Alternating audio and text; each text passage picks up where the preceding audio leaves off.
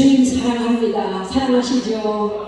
사랑합니다. 고백하는 마음으로 찬송한 곡 드렸습니다. 살아계신 우리 하나님 영광으로 받으소서. 우리 함께 박수 올려드리겠습니다. 누가 하나님께 박수를 올려드리겠습니까? 믿는 우리들이. 그렇죠? 누가 하나님 찬양하겠습니까? 믿는 우리들이. 누가 하나님을 영화롭게 합니까? 믿는 우리들이 하나님을 찬양하고 기뻐하고 감사하고 영화롭게 해드릴 수가 있는 것입니다.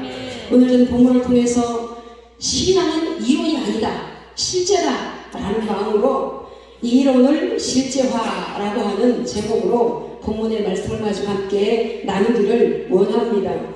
우리가 너무도 잘 알고 있듯이 창세기, 출애굽기, 레위기를 통해서 그 다음에 모세오경 중에서 가장 저는 성경 속에 가장 귀한 것, 물론 다 귀하죠. 다 귀한데 가장 귀하고 가장 중요한 복음이 바로 레위기다, 이렇게 저는 생각을 하고 있습니다. 그래서 레위기 설교를 할 때마다 기쁨도 있고 감사도 있고 감격도 있고 두렵고 떨림도 있고, 그리고 이 레위기 때문에 우리의 예배가 실제화가 되어진다는 사실이 너무도 감사해요.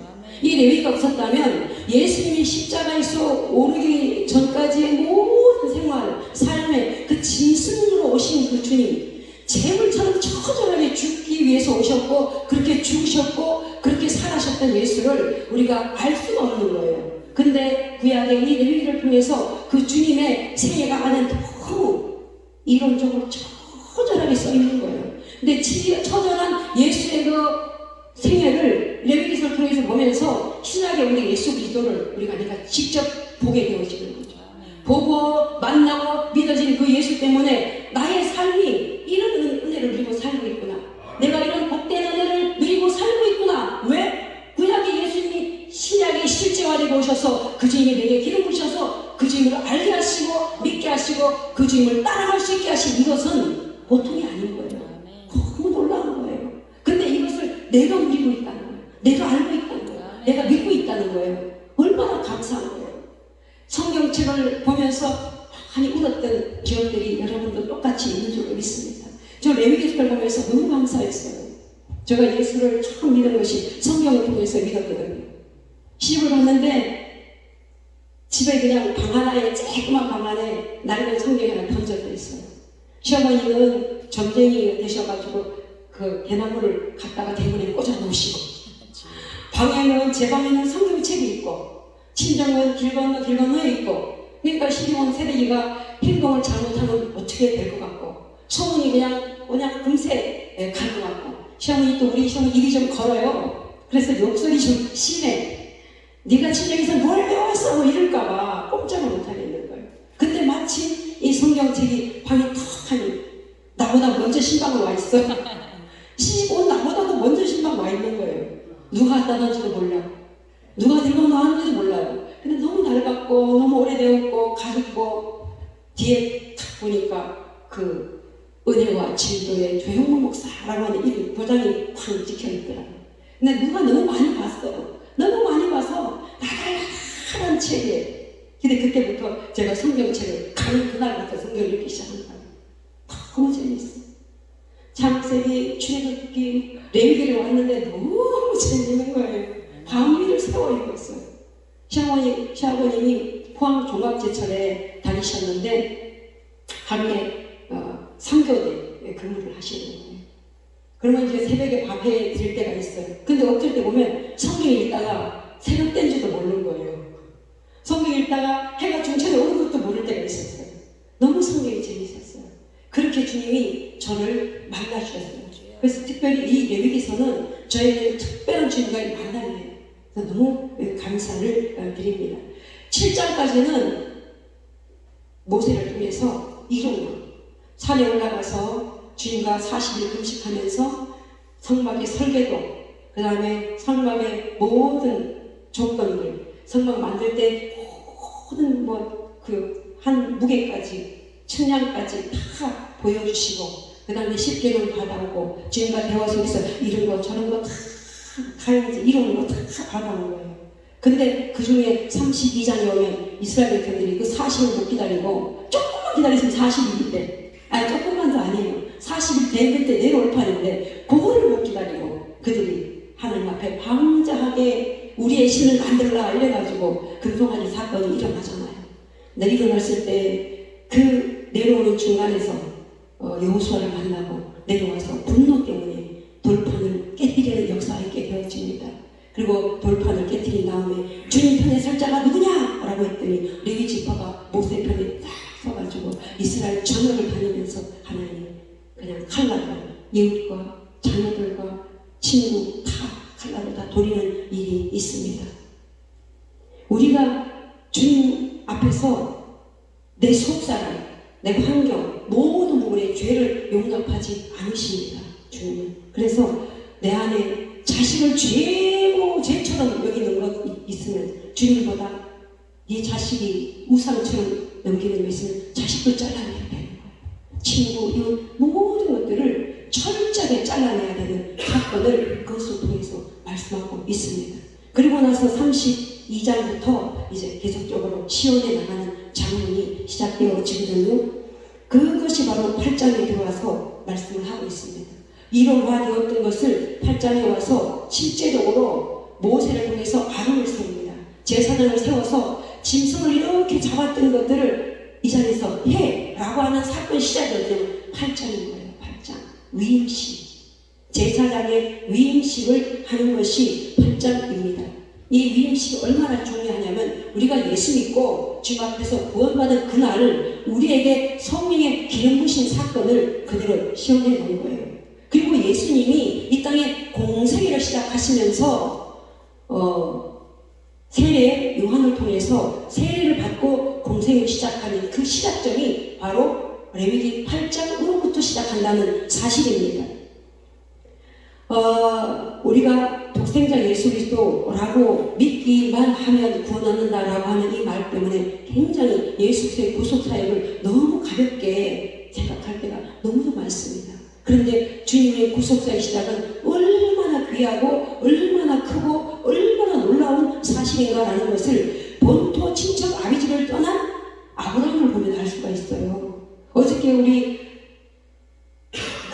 김창수 목사님이 설교하실 때에 아브라함이 가장 하기 어려웠던 순종 세 가지 중에 첫 번째가 바로 본토 친척 아비집을 떠난 것이었거든요. 우리 예수님이 본토 친척 아비집을 떠나는 첫 발걸음 때문에 온 인류 구원이 시작된 것입니다. 아멘. 하늘 본토가 얼마나 귀한 거예요. 죄 없이고 영화로우시고 아름다우시며 하나님과 방불한 그 자리에 계신 그분이 인류 구원을 위해서 아버지와 등을 지고 천국의 본토를 벗어버리고 모든 것을 다 내버리고 이 땅에 죄덩이 투성이에 죄악 현장에 죄가 된 그곳에 오셨다는 사실이에요. 그거는 너무너무 이거는 뭐 순종 차원이 아니에요. 아브라함의 순종 차원이 아니에요. 근데 주님이 아브라함의 순종에 그리스도의 오심을 빗댔다라고 하는 건요, 너무 우리를 사랑하셔서 거기 수준으로 낮춰주신 거예요. 그러다 보니까 주님의 이 땅에 오심을 너무 가볍게 생각되어집니다. 주님의 오심은 당신의 생명 전부를, 우주 만물을 만드신 그분의 전부를 우리에게 주신 거예요. 그리고 우리 속에 주님이 만드신 우주 전체를 여기다가 넣으신 거예요. 할렐루야. 왜냐하면 우주 전체의 주인이 그분이 어디 오셨어요? 여기 오신 거예요. 그러니까 우리 속에 우주 전체가 왔다는 거예요. 할렐루야. 그래서 우리 인간은 방탄소년단의 소우주라는 노래가 있대요. 전 들어본 적이 별로 없는데, 소우주, 우리 인간이 바로 소우주인 거예요. 할렐루야. 믿으시길 주님으로 축원합니다. 오늘 우리 목사님이 제가 막 이런저런 얘기하다가 못난 나를 이쁘게 봐주셔라 그랬더니 악설을 하고 도장을 찍으시고, 못나기는 왜 못났어? 하나님 만든 작품, 눈, 코, 입 하나님 특별하게 만드셨는데 자부심을 가져요 막 이러면서. 그렇습니다. 저 목사님이 저에게 힘을 주셨습니다. 저는 제가 이쁘다 잘났다 뭐 그런 생각을 해본 적이 없어요. 그래서 못난을 웃음이라도 좀 담아야지 라고 해서 많이 웃는데 아니라고 하셔서 할렐루야. 맞습니다. 주님이 겉모습 상관없이 그 속에 소우주로 오셨어요. 할렐루야. 본토 친척 아비집 주 천국을 성부 하나님과 이별을 하면서 오셔서 우리 속에 죄악 속에, 죄투성이 속에, 죽어서 냄새가 나는 버글버글한 그 벌레 투성이 속에 오셨어요. 그래서 마태복음 1장 21절에 우리 주님이 이 땅에 오셔서 마리아를 통해서 주신 말씀, 이름을 예수라 하라 라고 하시고 그 백성을 그 죄에서 구원할 자로 오신 그 예수님. 그래서 반석교회 제가 분사로 처음 설교한 장소가 바로 여기에요. 첫날 우리 목사를 만나고 부흥강사로 처음 와가지고 처음 강단의 선자리가 바로 이곳이고, 그때 설교한 것이 마태복음 1장 21절 똥통 속에 오신 예수님이란 제목으로 설교를 한번 한 기억이 납니다. 우리 예수님이 그렇게 우리 속에 당신의 전부 죄 없으시고 거룩하시고 깨끗하시고 영화로우신 그분이 천국의 그 모든 것을 다 버리고 죄 투성이 속에 오셨습니다. 구약의 제사장에 의해서 백성과 하나님과 사이에 중재자 역할을 제사장을 통해서 했어요. 신약에 오신 예수님이 그 제사장, 대제사장 그분이 히브리서에서 말씀하시기를 내가 바로 대제사장이다. 예수 그분이 구약에서 계속적으로 죽고 새로 태어난 제사장이 수없이 많았는데 나는 단번에 죽은 대제사장 바로 나다 라고 하신 그분이 하나님과 죄인 사이에 중보자로 오셔서, 중보자는 누군가 죽어야 되거든요. 구약에 누군가 죽으면 짐승이 죽었어요. 처절하게 포가 떠지시고 칼날에 죽으시고 이몬저몬으로 너무 처절하게 죽은 모습으로 십자가에 올라가 돌아가신 그분이 우리의 중재자 역할을 하셨습니다. 구약에 그렇게 일원화되신 그 예수께서 실제로 오셔서 중보자적인 실제적인 사명을 감당하셨다라는 것입니다. 그런데 그냥 감당하지 아니하시고 구약에는 어떻게 해요?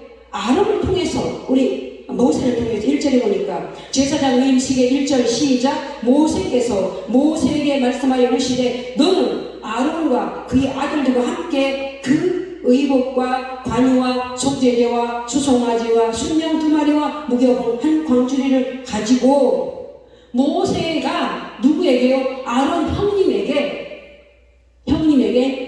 위임식을 하는 거예요. 원래는 모세가 하나님 앞에 더 앞장서 있는 사람이잖아요. 모세가 더 하나님과 친구처럼 친밀하게 하나님의 말씀을 바로 받았던 분인데 모세에게 일을 안 시켜요. 그리고 아론을 불러다가 아론을 갖다가 백성 앞에 세워놓고 제사장으로 위임을 하는 거예요. 우리 예수님이 이 땅에 처음 오셔서 사역 감당하실 때에 누구를 통해서요? 세례 요한을 통해서 요단강에서 안수를 받으셨어요. 그리고 나서 공생의 3년 반 동안에 사역을 시작하셨습니다.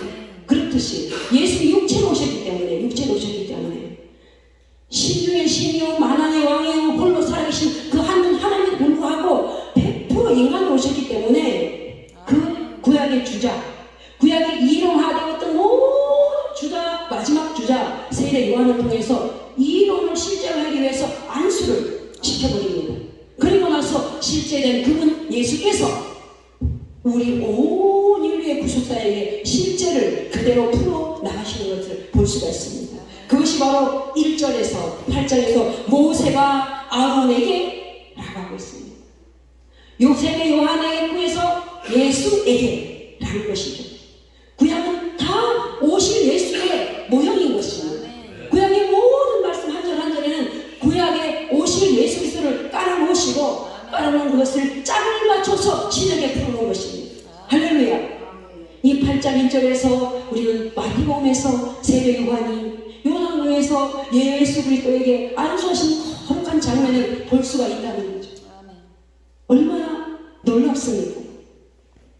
그리고 그분이 우리를 위해서 일하실 때에 그분은 전부를 다 가진 분이세요. 근데 위임식이라는 뜻이 뭐냐면 손에 채우다라는 뜻을 갖고 있어요. 우리 주님은 손에 채울 일이 없잖아요. 다 가지고 계신 분인데, 그런데 위임식을 통해서 하늘의 하나님이 안수받을 때 무엇이 천군 천사가 비둘기처럼 우리 주 예수에게 내려주셨던 걸 봅니다. 우리가 예수 그리스도 앞에서 주의 일을 하기 위해서는 주의 뜻을 받아야 돼요. 내 것 가지고 뭘 하겠어요? 인간의 죄성, 더러운 욕심, 자랑, 교만 이걸 가지고 어떻게 하나님 일을 해요? 위임이심을 통해서 주의 것을 받아라. 할렐루야. 예수님도 받으셨다니까요. 예수님도 100% 인간이기 때문에 위임은 바로 이런 거야. 하늘의 것을 받아야 돼. 무엇으로? 성령의 기름 부심으로. 할렐루야. 우리 모두에게 하나님의 성령의 기름 부심을 주심을 믿고 감사함을 드립니다. 충만하시기를 주님으로 축원합니다. 아버지 더 충만 주세요. 더 충만 주세요. 더 충만 주세요. 나 모자라요. 안 돼요. 더 주세요. 더 주세요. 충만일 뿐만 아니라 넘치게 주세요. 할렐루야. 오늘의 시간 우리 모두의 하나님의 위임에 넘치는 축복이 기름 부심이 충만한 시간 되기를 주의 이름으로 축원합니다. 아멘. 빈손으로 살았던 내게, 아무것도 없었던 내게, 인간의 죄성 더러운 것밖에 없었는 내게 쏟으시고 주의 것으로 넉넉히 채우셔서 미련하고 둔하고 입술 짧고 배운 것 없는 저를 여기 세우셔서 주의 것을 드릴 수 있어서 감사합니다. 아버지의 것 복음을 드릴 수 있어서 얼마나 감사한지요. 감사합니다. 그리고 그렇게 하시고 준비를 하는 것을 볼 수 있습니다. 그 아론과 그 아들을 위해서 준비하는 것, 첫째 의복을 준비했습니다. 의복은 그 사람의 그 직분을 상징하거든요. 예비군 옷 입히니까 목사, 대학교에서 상관없이 다 예비군이 되거든요. 그렇죠? 운전기사 옷을 입히니까 운전기사 옷을 입고 그 운전기사로서 운전을 하게 되어지는 것처럼, 의사 가운 입어야 수술대 갈 수 있고, 의사 공부할 때는 가운 별로 안 입잖아요. 진짜 의사가 되길 때 가운을 싹 입혀놓으니까 의사에서 권위가 탁 나타나는 거예요. 그 의사 앞에는 박사도 소용없어요. 대통령도 필요 없어요. 아프면 그 와서 옷 벌리고 의사 앞에 청진이 되도록 들이밀어야 됩니다. 옷은 바로 그렇게 직분을 나타냅니다. 주님이 우리에게 거룩한 옷을 입혀주셨습니다. 아론에게. 근데 아론이 자기가 안 입었어요. 여기 보니까 모세가 입혔더라. 하나님이 명령을 하여서 라고 하고 있습니다. 모세가 옷을 입혔어요.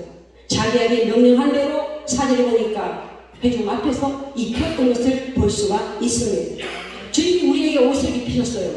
목사, 권사, 장로, 안수집사, 인간이 한 것이 아니고 주님이 입히셨대요. 할렐루야. 할렐루야. 우리 신학 갔을 때에, 공부할 때에 뭐 두 가지 주의 종이 있대요. 자원에서 온 목사가 있고, 주님이 차출해가지고 원래부터 목사로 차출된 사람이 있고, 그래서 차출 목사냐 내 자원인 목사냐 막 이렇게 하면서 간증하기를, 나는 주님이 직접 불렀어, 꿈에 불렀어, 뭐 이름 불렀어, 뭐 이래가지고, 그렇게 꿈에 부르고 안 부른 사람들은 기가 팍 죽어가지고 있죠. 나는 뭐 왔어, 의사자가 가라 그래서 왔어, 이런 사람 입을 못 꺼냈어. 말을 못했어. 왜냐하면 차출인 거죠. 내가 자원인 거잖아요. 누가 하늘에서 온 거잖아요. 얼마나 말을 못했어. 그 사람이 자신있게 말을 해가지고, 나는 하나님이 차출을 뽑힌 사람이야, 뭐 이렇게 간증을 자신있게 하니까 차출된 사람들에 대한 부러움도 있고, 그게 아니에요. 어떤 방법으로 불렀든지 하나님이 부르셨음을 믿습니다. 하나님이 옷을 입히셨습니다. 할렐루야. 내가 너를 지명하여 불렀나니 너는 내 것이라. 할렐루야. 차출이 어디 있어요? 차출이. 자원이 어디 있어요? 자원은 마음도 주님이 주셨다니까요. 누구를 통해서 하게 하신 것 주님이 하게 하셨다니까요. 은사자를 통해서, 그분이 하나님과 계시형을 통해서 내가 못 알아들으니까 너 하나님 하게 하시니까 가시오. 그럼 또 내가 감동이 오잖아요. 그냥 맹탕으로 오는 게 아니고, 드레퍼 떨림으로 기도하면서 아무게 목사님이 하라고 했습니까? 맞습니까? 아버지 막 울어가면서 감동이 와서 할렐루야 그러고 신학간다는 거죠. 옷을 입히신 하나님 것을 믿으시기를 주님으로 축원합니다. 그 옷이 그냥 옷이 아니에요. 출애굽기 28장 1절로 43절 보면 모세가 아론에게 옷을 입혀요. 근데 하나님이 이렇게 말해요. 너 형 아론에게 옷을 지어 입혀라. 세마포의 거룩한 옷인데 그것은 영화롭고 아름다운 옷이다. 대제사장의 옷들을 우리가 신학 공부할 때 다 봤잖아요. 얼마나 아름다워요. 색깔이 영롱하고 얼마나 이쁘고 멋있잖아요. 그렇게 아름답고 영화로운 옷을 입히셨다. 우리 모두는 주님이 주신 영화롭고 아름다운 옷을 입은 자입니다. 아무도 몰라요. 아무도 볼 수도 없고 알 수도 없어요. 세상은 몰라요. 그런데 우리 주님이 우리를 입혀주시고 너 영화롭고 아름답다. 할렐루야. 저와 사랑하는 우리 모든 목사님들 영화롭고 아름다운 옷을 입은 모습이 너무나 영화롭고 아름다우십니다. 할렐루야. 할렐루야. 저는 그것만 생각하면 너무 감사해요. 제가 저희 집안이 우리 시어머니가 정전이고 우리 친정아버지 친정엄마가 완전 불교해가지고 그냥 뿌리 박힌 사람인데 거기에 저를 뽑아가지고 이렇게 영화롭고 아름다운 옷 주님이 입혀주셔서 너는 내 것이라 하시고 가정마다 생명의 말씀 주의 것을 담아가지고 전할 수 있는 자가 되게 하신 건 너무 감사한 거예요. 그리고 주님께서 여기 보니까 관유를 준비했습니다. 관유는 뭐냐면 재물에 더 잘 타라고 붓는 기름이에요. 그리고 재물을 더 뭐 아름답게 냄새 잘 나라고 포도주를 붓는 거거든요. 그래서 관유, 관제, 제사의 세 가지 방법이 있잖아요. 화제와 거제와 요제와 관제 이렇게 네 가지가 있어요. 그 네 가지 중에서 그 짐승의 재물에 마지막으로 붓는 것 소금과 같이 뿌려지는 거거든요. 이것을 사도 바울은 그 제자에게 내가 죽을 날이 가까운데 관제가 부어진 사람이다 라고 했습니다. 우리 모두는 주님 앞에서 곧 부름받은 관유가 부어진 사람들이에요. 내가 죽은 자처럼 살아야 되는 거예요. 죽은 자처럼. 그래서 아론이 이제 제사장으로 부름받았다 이 말은 너는 내 앞에서 죽은 자야 라고 하는 거예요. 내 생각이 죽어야 돼요. 고집이 죽어야 돼요. 아집이 죽어야 돼요. 자존심 내려놔야 돼요. 내려놓을 정도가 아니라 없어져야 돼요. 남자들은 특별히 갖고 있는 게 뭐예요? 권위의식, 자존심. 그것 꺾이면 목숨이 왔다 갔다 할 정도인데 그것조차도 주님 죽여라. 관유를 부어 확 부어버리는 거예요. 불에 확 타버리는 거예요. 성령 충만에 기름까지 부어졌으니까 찌꺼기 없이 다 차 타버려야죠. 그게 바로 관유인 거예요. 관유. 내가 떠날 기약이 가까웠다. 내가 이미 관유, 관제가 머리에 벌써 부어졌다. 라고 주님 우리에게 말씀하신 그 관유, 관제. 이것이 아론이 그 아들들에게 의복과 함께 준비된 것이고 부어진 것입니다. 그리고 속죄제와 수송아지와 순양, 우리의 죄, 우리의 속사랑, 겉사랑 모든 죄성을 완전히 태워내버려야 되는 것을 말합니다. 나를 위해서 죽으신 예수님의 그 죽으심처럼 나를 위해 피 흘리신 예수님의 대속의 십자가의 은혜, 이제부터 내가 사는 것이 아니고 주님으로 살아야 될 것을 말씀합니다. 내가 죽었습니까? 아니요, 펄펄 살아있어요. 저는 매일같이 살아요. 고집 살아있어요. 아직 살아있어요. 자고 나면 살아있어요. 그날 하나님 앞에 살아있는 모습으로 살다가 주여 오늘도 죽었습니다. 부딪혀서 죽고 깨어지면서 죽고 만남을 통해 죽고 감정적으로 죽고 성경적으로 죽었는데 잘 자고 났더니 아침에 또 펄펄 살아있는 거예요. 사도 바울 뭐라 그러죠? 나는 단언컨대 날마다 죽노라. 사도 바울 같이 그렇게 죽은 사람도 날마다 죽는다 그랬어요. 근데 나는 뭐 날마다 죽는 것이 아니라 매일 죽어도 안 돼. 매 순간 죽어도 안 돼. 근데 우리는 매 순간 매일 안 죽잖아요. 어쩌다 죽지, 어쩌다 죽지. 어쩌다 매 한 대 맞아야 죽지. 어쩌다 지금 채찍을 들어야 그때 죽죠. 예수로 사는 사람, 내가 죽고 예수로 사는 삶. 그래서 주님이 속죄제, 수송아지, 순양을 잡아서 그대로 레위기의 짐승을 누가 잡냐면요, 짐승을 가져온 사람이 잡는 거예요. 제사장이 잡는 게 아니에요. 내 죄 때문에 내가 짐승을 갖고 와요. 그러면 제사장이 칼을 갖다 줘요. 죽이라고. 안수 누가 해요?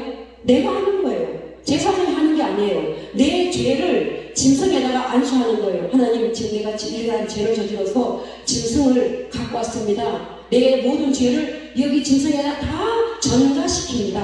라고 하고 제사장이 뒤에서 중국이 돼주면 칼을 갖고 와서 내가 그 짐승 목을 따서 피 흘릴 때 제사장이 그릇 갖고 와서 피를 받는 거예요. 그리고 죽은 짐승을 이제 제사장이 그때부터 하는 거예요. 가져가서 폿도 어쩌고 저쩌고 해서 기름 딸라서 올리고 먹을 것 챙기고 번제는 뭐 다 태우지만 그렇게 하는 것은 바로 제사장 하는 거예요. 여기에 번제를 갖고 왔어요. 수송아지 순양 갖고 왔어요. 누가? 아우니까 그 아들들이 자기의 죄를 짐승에게 전가시키고 죽여버리는 거예요. 너 죽었어 이제부터. 너의 죄 깨끗하게 되었어. 이것을 누가 하셨어요? 예수님이. 이사야에서 보니까 주님이 인간의 모든 죄를 그에게 독생자에게 전가시켰다. 할렐루야. 우리는 죄투성인데 전가시킨 그 죄 순간 때문에 우리는 죄 없는 자처럼 되어진 거예요. 아론이 그 아들들이 그 번제물에 수송아지 순양에게 죄를 전가시키고 나서 그때부터 제사장의 사역을 감당한 것입니다. 예수님이 십자가에서 당신의 전부를 내어드릴 때에 우리 인간의 모든 죄를 전가받으시고 죽으신 이후에 우리에게 위임의 은혜를 주셨어요. 손에 주의 것을 담아주시고 죄 없다 여겨주시고 주의 앞에 이렇게 당당하게 설 수 있게 하신 은혜인 줄로 믿습니다. 저는 제 투성인데 주님의 피가, 주님의 진성에 계신 그 주님의 피가 오늘 덮어주셔서 죄 없다 여기시고 이 거룩한 자리에, 거룩한 곳에서 거룩한 여러분들과 함께 거룩한 말씀을 나눌 수 있게 하시는 줄로 믿습니다. 여러분 어디를 가시든지 어느 장소에 세워주시든지 그 당당함이, 그 기쁨이, 그 감격과 그 감사가 있어서 마음껏 선포하는 여러분들의 모습을 제가 기대하고 축복합니다. 아멘. 그리고 무교병을 준비했습니다. 무교병.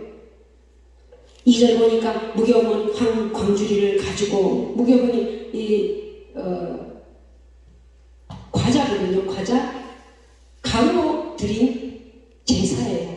가루는 피가 없는 제물이잖아요. 그래서 그 가루를 빻기도 하고, 근데 그냥 안 빻아요. 찢기도 하고 해서 아주 고운 가루를 넣어요. 형체가 없어요. 밀가루, 밀에 가는지 쌀에 가는지 돌에 가는지 모를 만큼 갈아버려야 돼요. 나의 인성, 나의 모든 것이 보이지 않을 정도로 싹 갈아버려야 되는 거예요. 완전히. 우리 주님이 우리를 위해서 그렇게 완전 가루가 되셨습니다. 그냥 가루가 되셨으면 말이 안 돼요. 가루가 돼서 그냥 올려진 것이 아니고 가루가 돼서 드려진 제물에 가루에 그 소재 여러 가지 제물이 있어요. 크게는 화덕에 굽기도 하고요.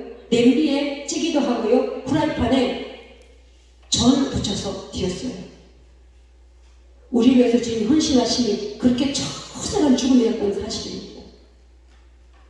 우리가 목사가 되었다라면 이것 때문에 어깨가 너무 올라갈 때가 많아요.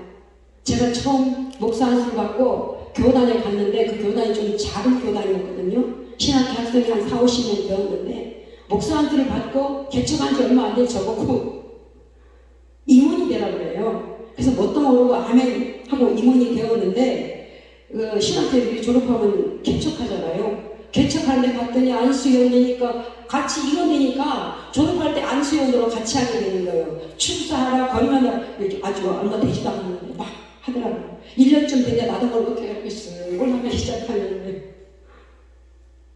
그래서 나 그거 안 되겠다, 임원 못하겠다 그랬더니 아니라고. 임원 한 살에서 어떻게 내려오냐고. 여기 할 사람이 없다고. 그래서 있다 보니까 제가 죽을 것 같아서 내가 그러다가 점점 교만해서 내가 죽을 것 같더라고요. 그래서 제가 내려왔어요. 하나님 안 되겠습니다. 이러다 내가 죽겠습니다. 그래서 거기 아주 그냥 내려왔더니 안 된다고 그래서 그러면 제가 탈퇴하겠다고. 그래서 교단을 탈퇴를 해버렸습니다. 내가 죽지 않았어요. 가루가 안 되었어요. 붙여지지 않았고 냄비에 지어지지 않았어요. 내 모습 그대로 잘났다고 똑똑하다고 그래 똑똑해서 그런 게 아니고 똑똑하다고 세워주니까 목사 됐다고 세워주니까 진짜 내가 그냥 그릇이 뭐가 된 것처럼 그렇게 되어졌습니다. 날마다 죽어야 되는 내 모습을 그때는 인식하지 못하고 그렇게 교만에 떨었던 모습을 제가 생각해 봅니다. 각자의 오늘 이 시간 내 안에 내 속에 가루가 안 된 부분이 있다면 저와 함께 가루 되어지는 이 시간이 되어지기를 주님으로 축원합니다. 이렇게 말하고 내일 되면 나만 알고 그대로 또 살아 있을 줄 믿습니다. 자, 3, 4, 5절을 한번 볼까요? 3, 4, 5절 온 회중을 회망 문에 모았더라. 교회입니다. 모았더라. 그리고 4절에 모세가 여호와께서 자기에게 명령하신 대로 하매 회중이 온 회망 문에 모인지라. 회망 문에 온 회중들을 다 받습니다. 주님이 이 땅에 오셨을 때에 한 사람 그 누구에게만 한 것이 아니고 온 인류 앞에 보라, 당신을 내놓으신 모습을 말씀하고 있습니다. 예수께서 하신 이 땅의 구속사의 사역은 어느 변방 한 구석에서 하는 것이 아니고 온 인류 모두 앞에서 자신을 보이신 사건입니다. 지금도 주님은 말씀하고 계십니다. 살아계신 분이십니다. 지금도 성경을 통해서 말씀하고 계시고 성령을 통해서 말씀하고 계시고 주의 종을 통해서 말씀을 선포하고 계신 그분은 죽은 하나님이 아니에요. 우리가 선포하는 것 죽은 하나님을 대변하는 게 아니에요. 나는 죽었고 예수께서 말씀하시는 거예요. 나는 없고 주님이 살아서 선포하시는 거예요.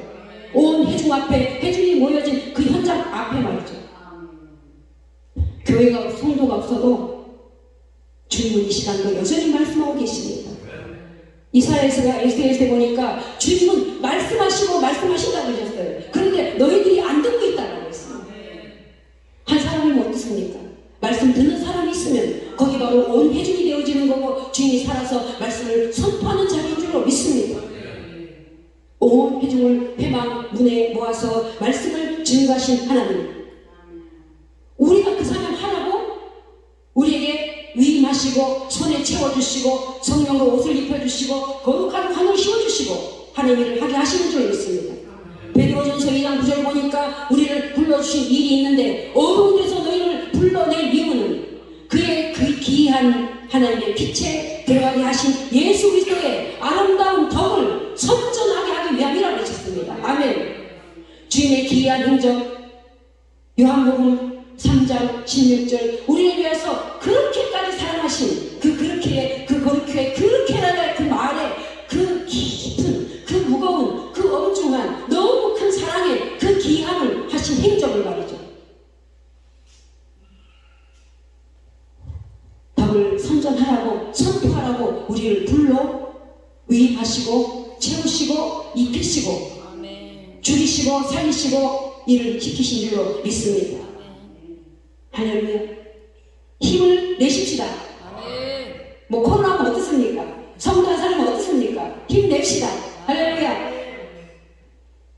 그리고 나서 6절에 이렇게 말합니다. 6절 시작. 모세가 아론과 그의 아들을 데려다가 물로 그들을 씻기고, 씻으라고 혼자 가서 씻으라지 왜 씻기는지 모르겠어요. 씻기래요. 씻겨. 누구를? 형님을, 그 아들들을 모세가 데리고 가서 씻겼어요. 다 벗기고 씻겼어요.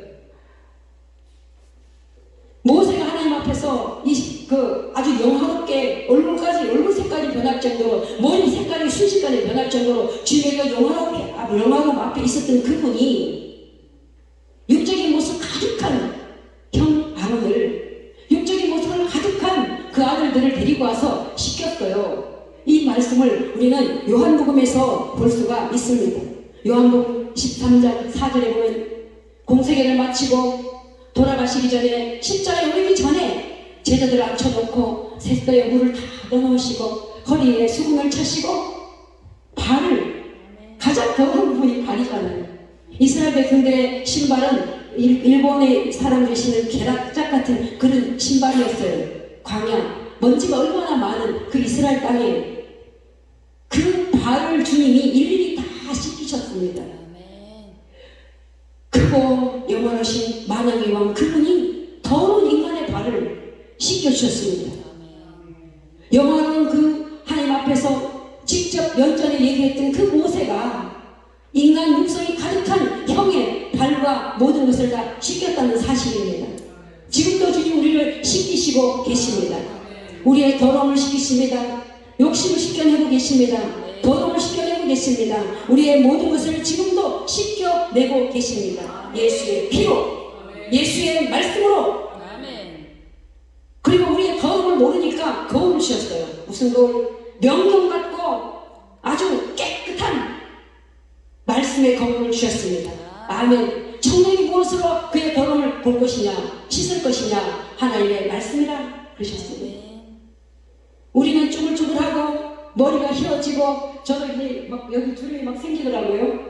주름 투성이 얼굴인데 우리를 청년으로 여겨 봐주시고, 할렐루야. 천국 가면 주님 나이보다 어리니까 청년이죠. 날마다 씻으라.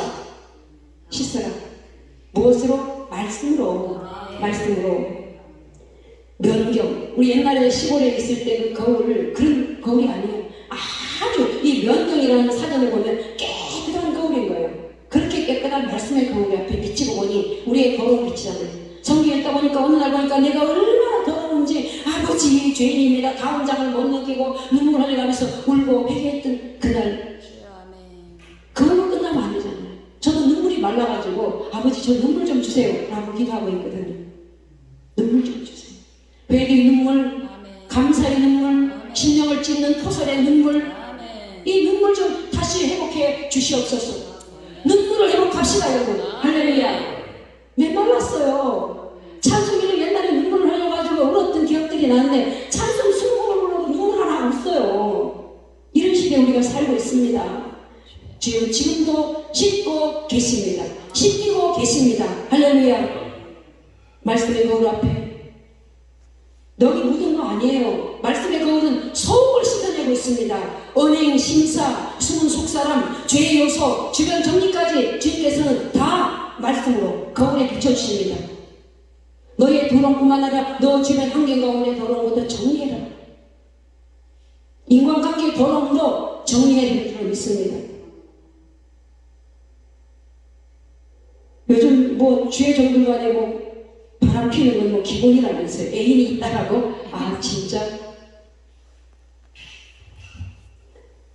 주님은 그걸 정리하면 사람들 손가락질해도 또 다시 뜨시더라고요. 왜? 씻겨주셨으니까. 인간은 욕할 수 있어요. 근데 주님은 씻겨주시고 또 쓰시는 걸 볼 수 있어요.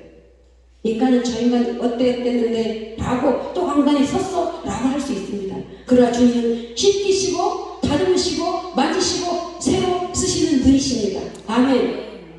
그래서 누가 어떻더라 누가 욕하지 말래요. 절대로 욕하지 말래요. 왜? 내가 워낙 그 꼬라지니까. 그 사람은 보이는 죄를 저질렀지만 나는 숨은 죄 그 사람보다 더 많으니까. 더 많으니까 날마다 씻읍시다. 할렐루야. 주님이 씻으시면 아파요. 내가 눈물로 회개하고 씻는 게 훨씬 아파. 주님이 씻겨주시면 어떻게 해요? 구덩이속에 집어넣잖아요. 불구덩이속에 집어넣잖아요. 활활타는 용광로 속에 집어넣으십니다. 주님 앞에 내가 겸손히 엎드려서 주님 눈물 주세요. 눈물 씻는 눈물 좀 주세요. 흘러내려서 회개의 눈물 좀 주세요. 주님. 눈물이 메말라는 제 자신에게 하는 말입니다. 제 자신에게. 그렇게 씻어주시고 주님이 다시 7절에 아론에게 속옷을 입히시며 띠를 띄우시고 겉옷을 또 입히시고 에봇에 걸쳐 입히고 입고가 아니에요. 네가 입어라가 아니에요. 입히시고 에봇의 장막에 띠를 또 띄워요. 에봇의 몸에 메고라고 하고 있습니다. 우리의 모든 것을 주님이 다 책임져 주시고 모든 것을 다 하는 것을 볼 수가 있습니다. 띠를 띄웠다라는 것은 풀어헤치지 못하는 거예요. 내가 못 벗어 이제부터는. 주님이 묶어버렸어요. 입히신 다음에 띠까지 묶어버렸어요. 거룩한 옷, 제사장의 옷, 목사의 옷 이제부터는 내가 벗을 수가 없습니다. 주님이 입히시고 너는 내 것이야.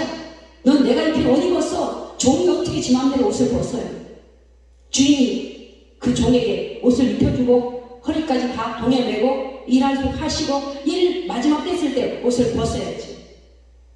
베드로에게 주님 그랬지. 너 젊었을 때 네 맘대로 할 수 있는데 네가 나이가 들고 늙어서는 네 맘대로 못해.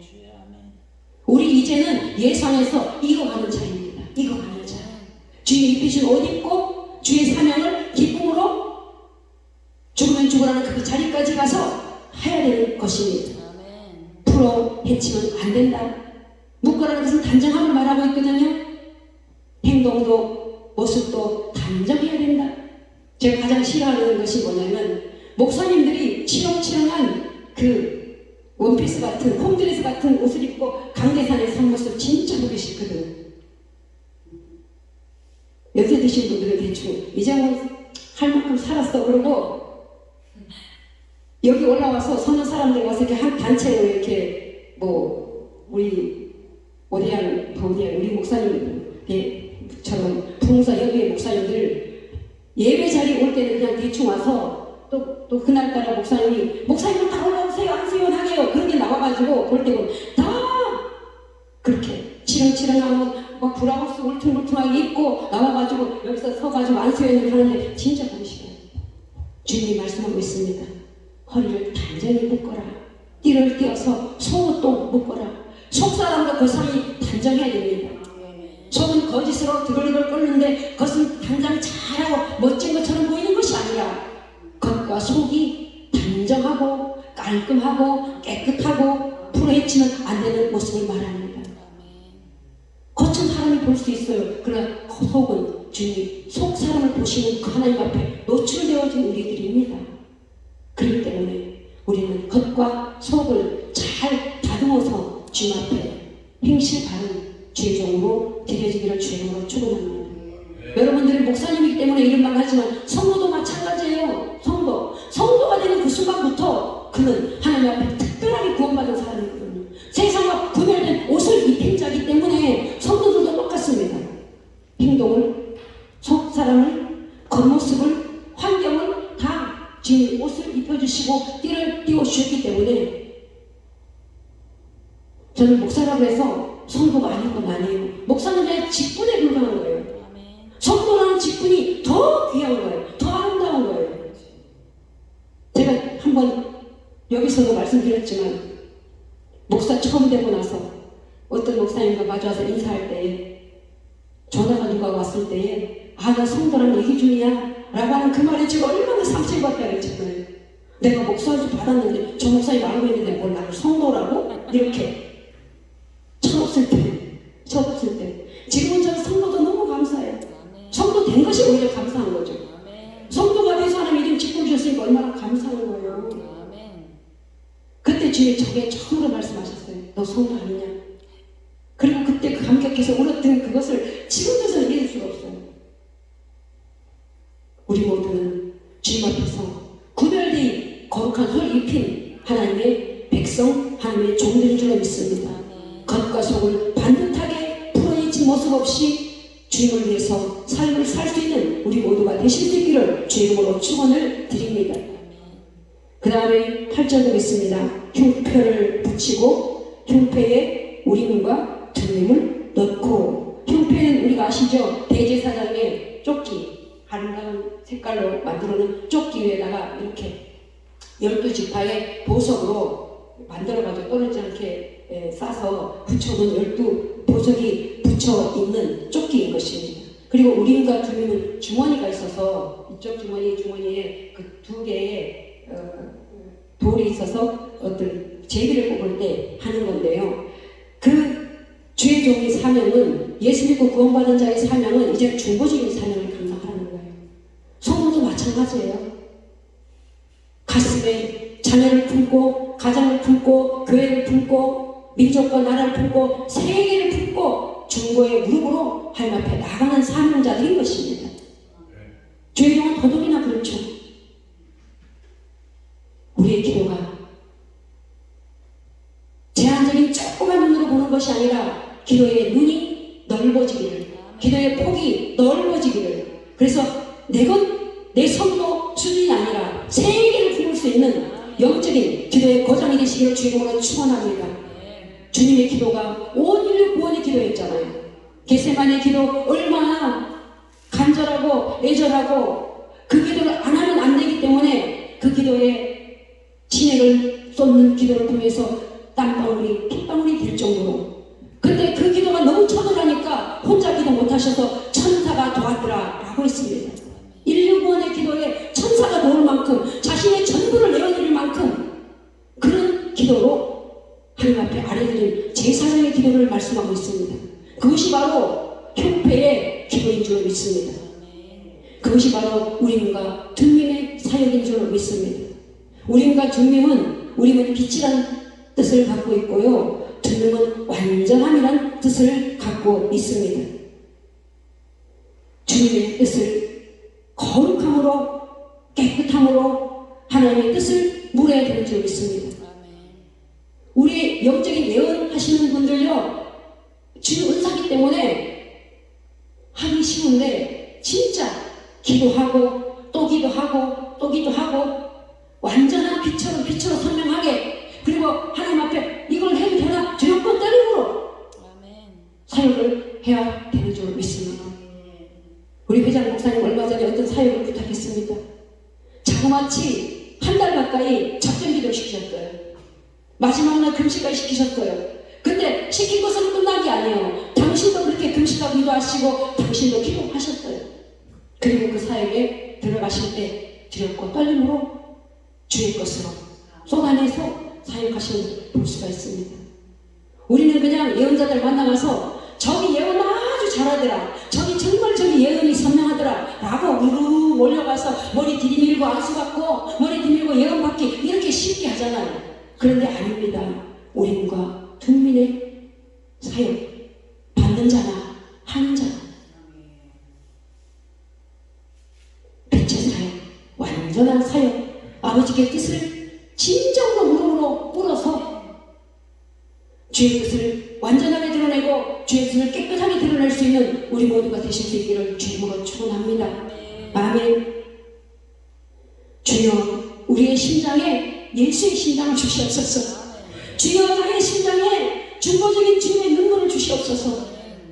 저도 그런 기도를 합니다. 아멘. 기도의 불, 말씀의 불, 중보의 불, 중보의 눈물, 중보의 심장, 예수를 품고 예수의 심장을 품고 우리가 이 사명을 감당해야 될 줄 믿습니다. 아멘. 저를 위해서 이 기도를 좀 많이 해주시기를 바랍니다. 저는 사람이 냉랭한 사람이에요. 진짜로 거친 사람이고 냉랭한 사람이고 사랑도 없는 사람이고 눈물도 없는 사람이에요. 저야말로 이 설교를 준비하면서 바로 나 자신에게 하는 말이다, 나 자신에게 하는 말이다 라는 것을 참으로 많이 깨달았습니다. 9절 마지막 절 보겠습니다. 그의 머리에 관을 씌우고, 제사장의 관 아시죠? 그리고 그 관의 정면에 금패를 붙였더라. 곧 그거는 거룩한 관이니. 제가 이것을 보면서 저는 이걸 생각했어요. 왕하고 왕비를 우리가 TV에서 보잖아요. 왕의 왕관이 얼마나 크고 무거울 것 같더라고요. 왕비 머리에 쓴 건 더 무거울 것 같아요. 머리에 이렇게 장식해가지고 가지가지 보석 달아붙이고, 저 고기가 남아나겠나, 저 머리가 남아나겠나, 목에 기부서야 할 정도로 얼마나, 저 일을 끝나고 나서 목이 얼마나 아플까, 몸살 며칠 하지 않을까, 이런 생각이 들어요. 우리 머리 위에 주님이 관을 씌우셨대요. 눈에 안 보이는 관인데 각자는 다 머리에 관이 씌워져 있습니다. 두렵고 떨림으로 감당을 하라는 거예요. 이 목사의 직분, 두렵고 떨림으로 감당하라는 거예요. 제사장의 이 직분은요, 그냥 주신 것이 아닌 것입니다. 순금으로 패를 만들었대요. 그리고 전면에 붙였대요. 너의 사역 모든 사람이 보고 있다는 거예요. 예수님 사역 온 인류가 다 보듯이 우리에게 그 위임을 주셨는데, 제사장의 사역을 전면에 그 패를 붙여놓고 거룩한 관이라고 이름을 붙여놓고 나서 전면에 붙여서 모든 사람이 너를 주시하고 있다. 죄인이 너를 주시하고 있고 성도가 너를 주시하고 있고 세상이 너를 주시하고 있어. 그러니 그 관은 너는 이제부터 두렵고 떨림으로 여호와의 성전을 감당하라. 할렐루야. 1절부터 8절까지 모든 사역을 다 하신 다음에 관을 주시고, 이제부터 너는 속 다듬어졌냐? 너의 겉모습에 관을 씌워놓고 전면을 향해서 웃사람이 다 너를 보고 있어. 성결의 모습을 보고 있어. 성결의 사역을 보고 있어. 여호와 앞에서 나의 성결을 보여야 될 자야 라는 거예요. 얼마나 두렵고 떨림입니까? 배심은 짜고 가벼운데 가벼운 게 아니라는 거예요. 두렵고 떨림으로 목에 힘을 주지 말고, 나 목사니까 저처럼 어깨에 힘을 주지 말고, 목에 기부스 넣고 힘 주지 말고, 목사 안수 받고 얼마 안 돼가지고 큰 목사님 앞에 가서 김 목사, 나 목사 됐다, 이런 사람 있었다면서요. 몇 번 들었어요. 워낙 집사인데 목사가 됐다고, 아주 우리나라에 그 유명한 그 목사님 앞에서 김 목사, 나도 목사 됐어, 이랬다고요. 바로 그런 거예요. 이게 목이 기부스하고 이거 하는 게 아니에요. 거룩한 세마포 가벼운데 6절 보니까 주님 앞에서는 성결의 여호와의 성결의 주인공 보여지 믿어지고 나타나는 거룩한 직분자라는 사실을 두렵고 떨림으로 우리가 이 사명을 끝까지 감당해 내야 될 줄 믿습니다. 결론적으로 예수의 모든 삶을 구약을 통해 보이지 않는 예수를 우리는 배운 것을 끝나지 않고 믿어지고 눈으로 확연히 보고 앉아드린 것입니다. 목사 직분 바술처럼 목에 힘주고 어깨에 힘주는 그런 모습이 아닌 속죄의 짐승을 들고 주님 앞에 나간 자처럼 주님이 입혀주신 그 거룩한 영화로운 옷을 입혀주신 그 종된 모습으로 순종하면서 나와 교회와 자녀들과 민족과 새 열방 가운데 중보적인 사명을 감당할 수 있는 우리 모두가 되어줘서 예수로 사는 날마다 죽는 모습으로 오늘 하루 승리하시기를 주의 이름으로 축원드립니다. 기도하겠습니다.